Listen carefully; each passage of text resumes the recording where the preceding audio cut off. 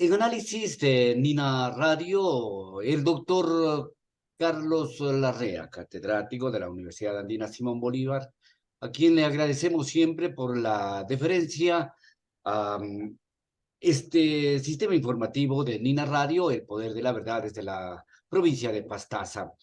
Doctor Carlos Larrea, la consulta popular va a enfocarse en dos temas, uno tan importante como el otro. Es decir, vamos a elegir presidente de la República y también asambleístas en lo político, pero también está retrasada la consulta sobre el Yasuní y la necesidad de de suspender la producción de este importante territorio de la Amazonía ecuatoriana, de ser lo que dice, de no explotación al bloque 43. Comencemos por este tema, doctor, y la pregunta normal sería, tenga la bondad, o sea, ¿cómo recuperar? ¿Cómo hacer? Si el señor ministro de Energía Fernando Santos ha dicho que el Ecuador va a dejar de percibir 1.200 millones de dólares al año. Entonces, pues hay que explicar eso para que los electores tengan claro si aquello responde o no responde a una realidad objetiva y práctica. Por ahí iniciemos este diálogo, por supuesto, doctor Carlos Larrea, agradeciéndole nuevamente. Buenos días. Gracias. Bien, textualmente la pregunta que va a aparecer en la consulta sobre el Yasuní dice, ¿está usted de acuerdo con mantener en el subsuelo el petróleo del ITT, conocido también como bloque 42, en forma indefinida? Más o menos ese es el Así texto es. de la consulta. Quienes voten por el sí van a votar por no continuar con la extracción petrolera en el ITT. El ministro Santos ha manifestado que en caso de que gane el sí, el Ecuador perdería, el gobierno ecuatoriano perdería 1.200 millones de dólares. Efectivamente, hay una declaración bastante reciente del ministro en ese sentido. Y también algo parecido ha dicho Petroecuador y varias instituciones similares. Lo primero que debemos mencionar al respecto es que estas cifras no coinciden con la realidad. Yo pienso que exagerando las cifras, dando valores que están muy por encima de los reales, realmente no se contribuye a un diálogo sano. ¿De dónde sale esta cifra de 1.200 millones de dólares? Vamos a tratar de explicarlo. Lo que yo le voy a manifestar es que la cifra real, en el mejor de los casos, en el caso más optimista, de lo que deja de percibir el Estado el próximo año, si es que se cierra, o en el año 2024, porque el cierre tampoco es inmediato, ¿sí? Del ITT sería de 275 millones de dólares, que representa más o menos la quinta parte de lo que dice el ministro. Entonces, ¿por qué esta diferencia entre 1.200 y 275? ¿Cuál es la razón? Vamos a ir analizando punto por punto. La principal razón por la que esta cifra de 1.200 millones de dólares es falsa es porque en el petróleo hay costos de extracción. Esto quiere decir, el Estado tiene que gastar para obtener el petróleo en el ITT. Nosotros conocemos que el ITT es un bloque operado por Petroecuador, quien a su vez subcontrata a Sinopec y a otras empresas para extraer el petróleo. ¿Sí? Pero estas otras empresas que hacen la extracción por contrato con el Estado tienen que recibir dinero. Hay un costo de extracción. Y el ministro está suponiendo que si el petróleo se vende a $60, todos los $60 van al Estado. Eso no pasa en ningún negocio. Si yo tengo cualquier negocio, por ejemplo una tienda, yo tengo que comprarle materia prima para venderla después. Tengo que comprar los alimentos, etcétera. Y lo que me queda a mí es la diferencia entre lo que yo gasto y lo que yo recibo. Y lo mismo sucede con el petróleo. En el caso del ITT, los costos de extracción son muy altos. Mire usted que en el bloque 16, que es casi contiguo, muy cercano al ITT, que también queda dentro del Parque Nacional Yasuní, el Estado le reconocía a Repsol $35 por barril. $35 por barril. ¿Sí? Esa es una cifra importante. El ex ministro Ortiz hace algún tiempo manifestó que los costos de extracción en el ITT pueden llegar a $50 por barril. Pero quedémonos con la cifra de 35. Eso es lo primero, lo que cuesta. Lo segundo es en cuánto se vende. La cifra proporcionada por el ministro asume que el Ecuador va a vender el petróleo del ITT en $60 por barril. Entonces dice, se están produciendo 55,000 barriles diarios a $60 por barril. Esto por día, multiplicado por los 365 días del año, nos da más o menos $1,200 millones. Pero como le digo, el precio también está exagerado. Mire usted, yo he sacado un promedio de los costos del crudo pesado del ITT, de los precios que publica el Banco Central, del crudo napo, que se llama, o sea, del crudo pesado que exporta el Ecuador, es parecido al del ITT. Y el promedio desde que comenzó la extracción del ITT en 2016 hasta ahora es de $51 por barril. Muy poco tiempo hemos tenido $60 por barril. Actualmente el precio del petróleo está bajando y puede estar tal vez cerca de los $60 por barril, pero va a seguir declinando. Entonces, si usted toma en cuenta que cuesta 35, que lo vendemos en 51, estamos ganando 16.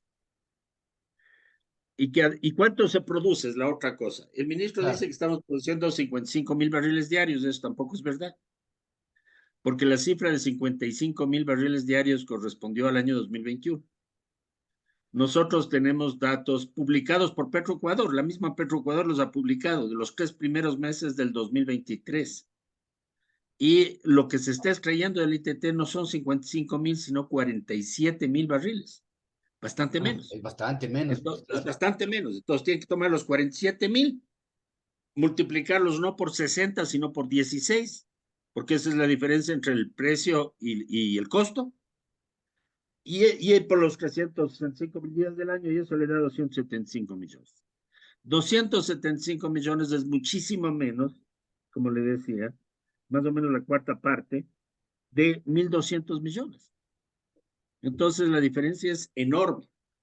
Ahora vamos a seguir pensando en esta cifra, que son optimistamente estos 275 millones que el Estado puede recibir si continúa sacando el petróleo del ITT. Esto es menos del 1% del presupuesto nacional. Menos del 1% del presupuesto nacional. ¿Sí? Que puede obtenerse de muchas otras formas. Por ejemplo, fomentando el turismo. Así generamos mucho más empleo. Así tenemos mucho más posibilidades. Promoviendo el bioconocimiento. En fin, hay una gran cantidad de alternativas mediante las cuales el Estado puede obtener un recurso de esta magnitud. O Entonces, en también, doctor, resumen, como decían, renegociando los otros contratos que son leoninos, por ejemplo, con la Lumberger, que le está pagando el Ecuador actualmente como a $42 por barril, cuando el costo de producción, asumiendo que ya todo estaba amortizando, no va más allá de los 20, y el Estado así es. debería responsablemente hacerlo también, doctor. Eso es verdad porque en los campos maduros y en los campos antiguos, como Sacha y Auca, en realidad los costos de extracción, como usted menciona, son mucho más bajos, porque toda la infraestructura está construida y está mucho más cerca de los oleoductos. No es necesario amortizar una inversión muy reciente como la que ocurre en el caso del ITT, y la calidad del petróleo es mucho mejor. ¿Sí? Entonces, si el Ecuador se concentra en seguir extrayendo petróleo de los dos otros campos recuperables importantes como son Sacha y Auca y permitir que el Estado reciba ese dinero, entonces vamos a recibir mucho más ingresos de los que actualmente estamos recibiendo por el ITT. Un poquito afrentoso el señor ministro Fernando Santos, así se lo advierte, doctor. No sé cuál sea su criterio. Simplemente están difundiendo cifras que son calculadas con mucha ligereza. Yo creo que el ministro Santos es una persona muy competente, sin embargo, en este caso me parece que está presentando cifras que no son objetivas y eso es necesario que la opinión pública conozca, Y, que la y opinión pública tome una decisión, porque es una decisión muy importante. y- ¿Estoy o no estoy de acuerdo con que el crudo del ITT se mantenga bajo tierra? Entonces, ellos han dicho sistemáticamente que eso le va a perjudicar al país, que van a tener menos recursos para invertir en educación y salud, y todo eso es falso. Ajá. Esto es muy importante mencionar. No es Pero, verdad. pero vea, doctor, si el ministro se atreve a mencionar estas cifras, es en un son de propaganda, como usted ya nos advirtió, pues que va a haber una propaganda de las empresas petroleras, de estos sectores también, de los que son ligados a la industria petrolera, como el señor ministro, y otros para que él no pueda triunfar y seguir explotando. Entonces, ¿cómo contrarrestar aquello, doctor? Aparte de los diálogos como este que estamos teniendo con usted. Bueno, en realidad yo diría que es muy importante ver los aspectos positivos, porque se trata, toda esta propaganda vinculada a las empresas petroleras trata de decir que el Ecuador va a perder. En realidad el Ecuador va a ganar muchísimo. En Ujú, primer lugar, va a ganar la vida. Esto es muy importante. Yo apoyo el sí porque el sí significa vida. Porque no debemos olvidar nunca que el Parque Nacional Yasuní es el lugar más biodiverso del planeta y que la biodiversidad es muy importante en el futuro. La biodiversidad no solamente es importante en sí misma, como lo reconocen los derechos de la naturaleza. Todo ser viviente tiene derecho a la vida. ujú, Sino que si nosotros destruimos la biodiversidad de nuestra selva amazónica, estamos destruyéndonos a nosotros mismos. La Amazonía nos da la lluvia, no solamente en la Amazonía, nos da la lluvia en toda la sierra ecuatoriana. ujú. ¿De dónde sale el agua para Quito, por ejemplo? El agua para Quito este rato está saliendo de las vertientes orientales. La laguna de Papayacta, ¿dónde está ubicada? ¿De dónde sale el agua para Quito? Está ubicada en la provincia del Napo. ¿Sí?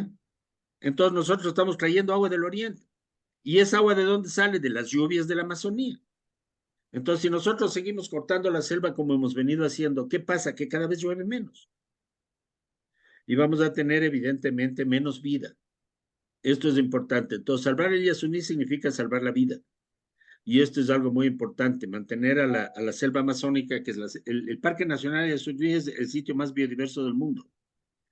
Ese es un punto importante. Es una fuente de medicinas para salvar la humanidad en el futuro. Vea lo que ocurrió con el COVID. Un nuevo virus que nadie le conocía, que no existía antes, es transmitido a los humanos y hemos tenido muchos millones de muertos en todo el mundo, absolutamente en todo el mundo. Solamente en el Ecuador tuvimos 76,000 muertes. Para superar eso tuvimos, por suerte, las vacunas disponibles en pocos años que han permitido, no que el COVID desaparezca, están apareciendo nuevas variedades, pero sí que se reduzca su impacto. Pero nuevos virus vamos a tener en el futuro. ¿Cómo combatir todo eso? Con nuevas medicinas. ¿Y de dónde salen las medicinas? La selva amazónica es una farmacia oculta, es una maravilla por la Natural. cantidad de plantas, animales, ranas, por ejemplo. Usted sabe que de una rana se saca una medicina muy importante que es mucho más poderosa que la morfina, ¿sí? Y así sucesivamente. Entonces, desde ese punto de vista, ¿cómo vamos a destruir una serie de especies que ni siquiera las conocemos? Es un libro cerrado. Apenas hemos leído la página 1 del libro de Yasuni y hay como 1,000 páginas. Entonces, todo eso se destruye porque por sacar el petróleo 3, 4 años más. Nosotros sabemos que el petróleo del ITT está agotándose. Ya le mencionaba la diferencia entre 55,000 barriles y 47,000 barriles. Ujú. En el año 2019 se producían 70,000 barriles. ¿Y por qué hemos bajado de 70 a 55 y a 47? Porque extraer el petróleo del ITT es muy difícil, porque tenemos muchísima agua de formación, porque es un crudo pesado, porque los costos son muy altos, como lo dice el propio ministro Ortiz. Entonces es un negocio de muy mala rentabilidad, y eso hay que reconocerlo. Entonces, cambiar la realidad y decir que es súper rentable, no es verdad. Esto de alguna manera está engañando a la opinión pública.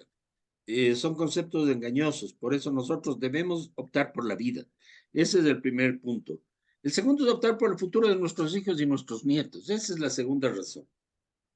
¿Por qué digo de nuestros hijos y nuestros nietos? Porque no debemos preocuparnos mucho cómo cubrir el déficit fiscal del próximo año.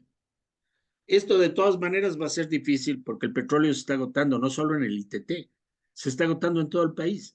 Entonces debemos pensar qué vamos a hacer en el futuro. de aquí a no menos de 5 o 10 años, ya cuando ya no seamos un exportador de petróleo, cuando tengamos más importaciones que exportaciones. Esto está a punto de ocurrir, está ocurriendo ya. Incluyendo el ITT, no tenemos suficiente. Estamos gastando más en la importación de gasolina, diésel y gas de lo que estamos obteniendo de las exportaciones. Entonces, desde ese punto de vista, tenemos que pensar cuál va a ser el Ecuador que les dejemos a nuestros hijos y nietos. Y el único patrimonio que realmente tenemos, si alguien le pregunta a usted en el mundo, usted como ecuatoriano va a una emisora internacional y le preguntan, bueno, y el Ecuador, un país chiquito que muy poca gente conoce, ¿qué es lo más importante del Ecuador? Y la respuesta sería, lo más importante del Ecuador es su biodiversidad. Nosotros tenemos las Islas Galápagos, que son únicas en el mundo. Tenemos el Parque Nacional Islas que es el más biodiverso del planeta. Y también la riqueza de sus culturas. Imagínense un país pañuelo, porque somos un país muy chiquito como el Ecuador, el segundo país más chiquito de América del Sur. Y sin embargo, se hablan 14 lenguajes diferentes. Son nuestras culturas indígenas. Eso es lo que podemos ofrecer al mundo. Y eso se puede abrir a través del turismo. Y con el turismo podemos, ver, hay muchas experiencias turísticas en toda la Amazonía y en todo el país que son muy exitosas. Solo quiero mencionar el caso de Añango, por ejemplo, en el ¿Ya? Parque Nacional Yasuní. ¿Sí? Todo eso nos muestra que tenemos un gran potencial.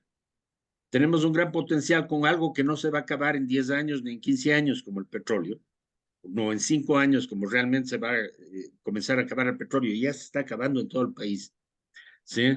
Sino que va a durar si es que nosotros sabemos cuidar la naturaleza. Entonces, votar por el sí en el Yasuní es decir, sí queremos un Ecuador mejor para nuestros hijos y nuestros nietos. Sí queremos darles una oportunidad para superar los problemas actualmente tan graves que tenemos en el país de corrupción, ineficiencia, pobreza, desigualdad. El Ecuador tiene un gran potencial, es un país muy rico, pero tenemos que mantenerlo, tenemos que cuidarlo. Debemos cuidar nuestra propia casa. Esa es la razón por la que votar por el sí en el Yasuní es algo tan importante. Esta es la una parte de la que vamos a tener, doctor. Hemos de seguir ampliando. Les rogamos, pues, atendernos en una nueva oportunidad para Muchísimas pormenorizar gracias. más temas sobre esto del Yasuní. Pero en esa misma votación, en ese mismo día, vamos a votar para la presidencia y vicepresidenta de la República y para nuevos asambleístas.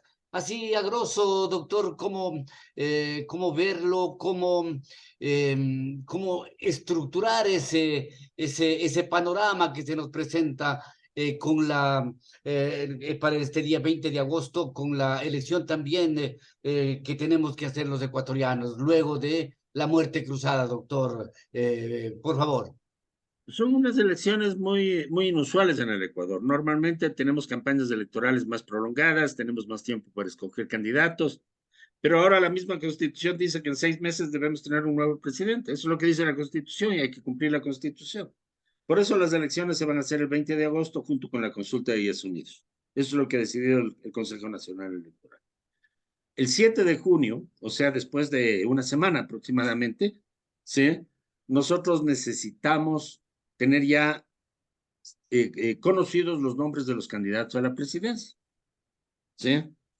Todavía no lo sabemos, pero de los nombres que han circulado ya vemos más o menos cómo se está configurando la situación. Vamos a tener una enorme papeleta para votar por presidente y vicepresidente, como ha ocurrido en ocasiones anteriores. ¿Sí? Yo diría que es difícil que haya menos de 9 o 10 candidatos. Viendo los nombres de los precandidatos que se han lanzado, ¿sí? Todavía tenemos algunas incógnitas, pero seguro que Alianza País o los correístas van a tener su candidato o candidata, porque puede ser mujer, ¿sí? Vamos a tener un candidato indígena casi con seguridad. Vamos a tener Yacu Pérez, que probablemente no va a tener el respaldo de Pachacútec, también se va a lanzar en nombre de los indígenas y otros grupos. Vamos a tener candidatos. Es posible que el presidente de la República se candidatice, si todavía no ha decidido, pero hasta el 7 de junio tiene que tomar una decisión. ¿Sí? Y han aparecido candidatos con respaldo del Partido Social Cristiano que apoyan, digamos, medidas muy duras contra la delincuencia y contra el narcotráfico. Y así. Villavicencio que ha sido un legislador que ha luchado mucho tiempo y es muy meritorio contra la corrupción, también ha anunciado su disponibilidad para ser candidato. Le estoy mencionando los más optados, digamos, pero hay muchos más. Novoa, como es su costumbre, parece que va a presentarse también, pero ahora su hijo está interesado en presentarse y así sucesivamente. Por eso vamos a tener una papeleta. ¿Qué desventaja tiene tener una papeleta con 9, 10 o más candidatos? Que ninguno de ellos va a obtener una mayoría importante. Recuerden la primera vuelta de la última elección en la que ganó Arauz, que sacó el 34%. ¿Sí? Seguido, nunca se supo bien quién era el segundo, si era Yacu Pérez o Lazo, recuerdo. Y Así el es. CNN nos dejó con las dudas porque nunca hubo un reconteo de votos, pero cada uno de ellos tenía el 20%. Mire el desastre que ha sido el gobierno actual. El gobierno actual, ¿por qué es un gobierno que ha tenido tantos problemas? No solamente por la personalidad del presidente, sino porque fue electo en la primera vuelta con el 20%. Tiene un respaldo propio de una quinta parte. 4 de cada 5 ecuatorianos no votaron por él. Si eso se repite después de algunos meses, a partir del 20 de agosto, vamos a tener la segunda vuelta, que es muy probable en noviembre. Vamos a tener de nuevo un presidente que en la primera vuelta saque el 20 o el 30%. Casi con seguridad. Casi con seguridad. ¿Eso qué quiere decir? Básicamente no importa cuál sea su tendencia, que no va a tener ninguna posibilidad de gobernar adecuadamente por falta de respaldo. Y vamos a tener una secuela de 10 candidatos que se reparten el resto. Y en el Congreso, como no tenemos partidos, la realidad del Ecuador es que no tenemos partidos que merezcan el nombre de tales. Lo que tenemos es una especie de agencias de trámite de candidaturas, de Ya. alquiler a veces de candidaturas. No todos los movimientos son así, pero la gran mayoría funcionan así, sin ideología, sin principios. Entonces, el resultado es que vamos a tener un circo, no vamos a tener una asamblea. Esto quiere decir que vamos a tener muchas fracciones atomizadas, divididas. Evidentemente va a haber partidos mayoritarios, como de nuevo el correísmo, que probablemente puede tener la primera minoría, esto quiere decir la representación más grande, pero no van a alcanzar a gobernar ni a hacer oposición. Posiblemente los socialcristianos saquen menos de lo que sacaron la vez anterior. Yo pensaría que los indígenas representados por Pachacútico, por Yacu o por los dos, al dividirse van a tener menos representantes. ¿Sí? Y bueno, entonces, ¿a dónde van a ir los otros? Creo, evidentemente, que sacó, me parece, 12 legisladores, ahora va a sacar menos, porque el desprestigio del presidente es muy grande. ¿Sí? Entonces, imagínense lo atomizado que va a estar la Asamblea. Así está. Y desde ese punto de vista, ya sabemos, ya tuvimos la experiencia anterior y muchas otras veces, una Asamblea atomizada significa ingobernabilidad, porque los acuerdos se hacen de acuerdo con las preferencias del momento, mayorías que se forman tres horas antes de cada elección, de acuerdo con conveniencia de los legisladores y así sucesivamente. Entonces, no importa quién sea presidente, eso es muy difícil de saber. Pero lo que sí sabemos es que cualquiera que sea electo va a tener un gobierno muy difícil, que además va a durar escasamente 14 meses o algo así. ¿Cómo se puede cambiar el país en 14 meses? Yo no sé.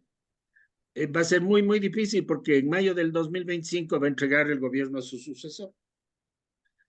Y eso ciertamente es otra de las incertidumbres, pero a mí me preocupa mucho también esto que usted nos acaba de manifestar. Es decir, doctor, la calidad de la asamblea no va a haber mejor calidad. Y si tenemos ya una exposición, como decía el expresidente Correa, los mismos 47 que sean candidatos, maravilla, vea.